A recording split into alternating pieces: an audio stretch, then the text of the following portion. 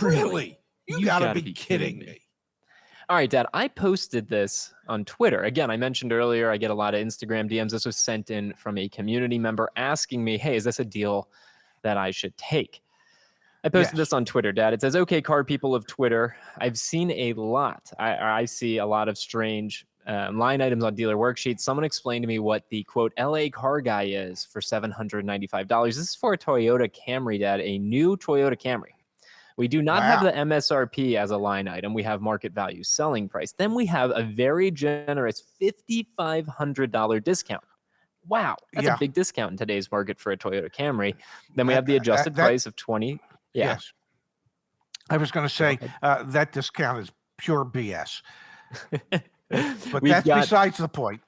Let me go through. That takes us to an adjusted price of $23,895. There's DPR, which I think is, I don't know what it is, honestly. I have no clue what DPR is. It's $495. We have LA Car Guy for $795, cheap date. And we have markup of $5,000. So we had our $5,500 discount counteracted by our $5,000 markup. And you can't get this KARR security 3-year contract off. That's another $595. This is one of the craziest dealer worksheets I have ever seen in my life, Dad.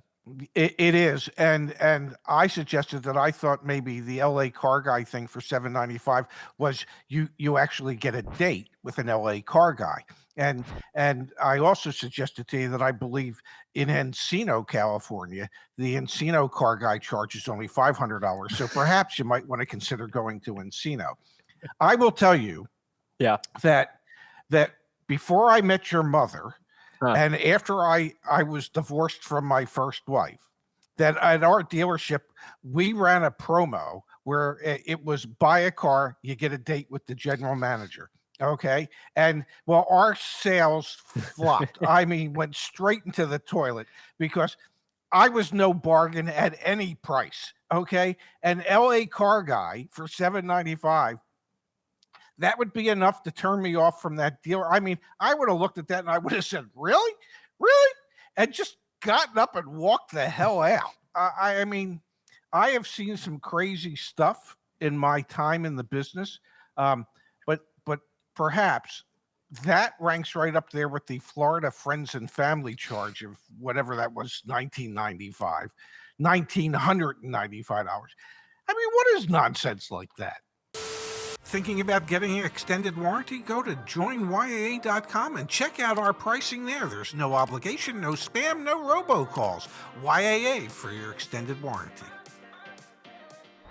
All right, let me share my screen with you, Pops. This literally blows my mind. It is the second time in as many days that we've seen this. We've got someone buying a 2022 Subaru Crosstrek. They're trading in another vehicle. Now, let's focus our attention over here on the right. Market value selling price of that Subaru is this. They're adding a $3,000 that. They're adding a this. They're adding some discounts, which is nice. So they've got the Costco family plan. Yes, so you get $449 off of that $2,995 family plan. I didn't know that I wanted to be part of their family. I can't wait for them to invite me to Thanksgiving dinner. So we've got the family plan savings. We've got the Costco savings. Then we have a $3,762 beat our competitor discount, Pops.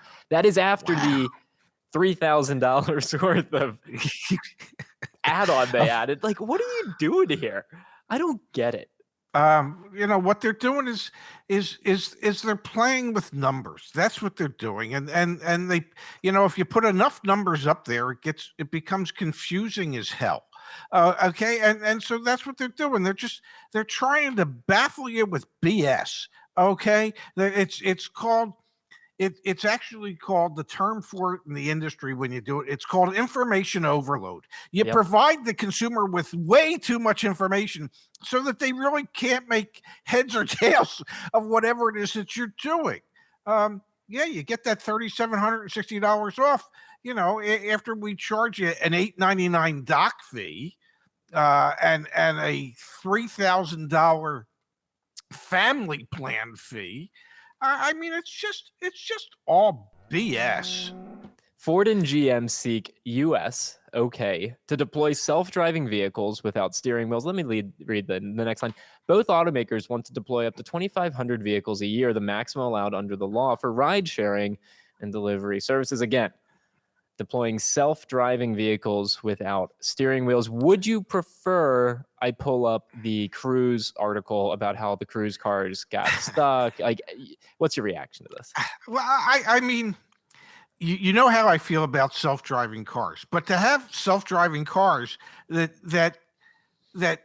don't have steering wheels or gas pedals or brake pedals or blinker pedal, a blinker, jits and flots and whatever the hell it is. I mean, we know software doesn't always work.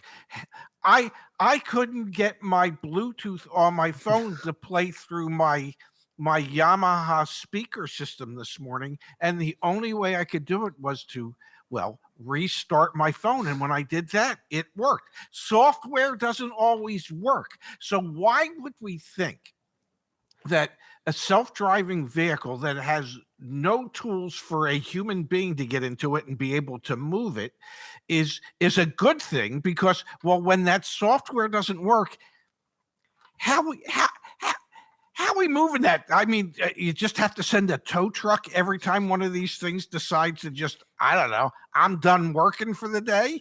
I mean, it just doesn't make sense to me. I mean, just put steering wheels in every car. Just put a gas pedal, a brake pedal. Okay, it doesn't. How many costs do you have to cut? Okay, where don't I just don't. It's just I can't believe some of this stupid poop that people want to do. I just want to see how long you'll keep going.